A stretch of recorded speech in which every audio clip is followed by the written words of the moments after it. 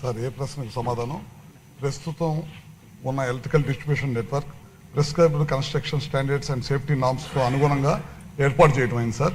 అయితే కొన్ని ప్రాంతాల్లో ఎలక్ట్రికల్ లైన్స్ ఏర్పాటు చేసిన తర్వాత ఇళ్లను నిర్మించుకోవడంలో భద్రతాపరమైన ఇబ్బందులు ఎదురవుతున్నాయి సార్. ఏపీడీఎస్సీ అధికారులు సేఫ్టీ అవేర్నెస్ ప్రోగ్రాం నిర్వహించినప్పటికీ ప్రజల అవగాహన లోపం, పవర్ లైన్స్ దగ్గరగా మరియు వాటి కిందనే వివిధ రకాల కన్స్ట్రక్షన్స్ నిర్మించడం వల్ల ప్రమాదాలు జరుగుతూ ఉన్నాయి సార్. అదేవిధంగా ప్రీ ప్రశ్నకు సమాధానం ఇలాంటివి గుర్తించినప్పుడు ఫీల్డ్ ఆఫీసర్స్ మరియు విద్యుత్ సిబ్బంది సంబంధిత వ్యక్తులకి సేఫ్టీ నామ్స్ పాటించాలి లేదా లైన్స్ ఆర్ పోల్ షిఫ్టింగ్ కోసం తమకు అప్లై చేయాలని చెప్పడం జరిగింది సార్.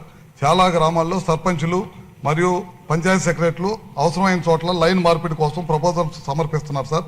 దానికి అనుగుణంగా విద్యుత్ సిబ్బంది వెంటనే సానుకూలంగా స్పందించి ఆ పనులను డిపాజిట్ కాంట్రిబ్యూషన్ పద్ధతి కింద అమలు చేస్తూ ఉన్నారు సార్. అట్లానే బ్రీఫ్ ప్రశ్నకు సమాధానం లైన్ షిఫ్టింగ్, డిటిఆర్లు ఏర్పాటు మరియు పోల్ షిఫ్టింగ్ పనులు శాంక్షన్ స్కీమ్స్ కింద చేపడుతున్నాము. అవసరమైన చోట్ల ఎంపీ ల్యాండ్స్ నిధులు వినియోగించి వాటిని పూర్తి చేస్తూ ఉన్నాం సార్. 2024-25 ఫైనాన్షియల్ ఇయర్లో విజయనగరం జిల్లాలో పూర్తి చేసిన పనులు జాజరపేట గ్రామం, నెల్లమెల్ల మండలంలో 7,44,000 రూపాయలతోటి పని ఖర్చు పెట్టి పూర్తి చేశాం సార్. అట్లానే బీసీ కాలనీ, వీటి అగ్రహారం, విజయనగరంలో 6,63,999 రూపాయలతో ఖర్చు చేశాం సార్. మిగిలిన పెండింగ్ పనులు ఫండ్స్ అవైలబిలిటీని బట్టి తప్పకుండా పూర్తి చేస్తాం సార్. లోకం నాగమాధవ్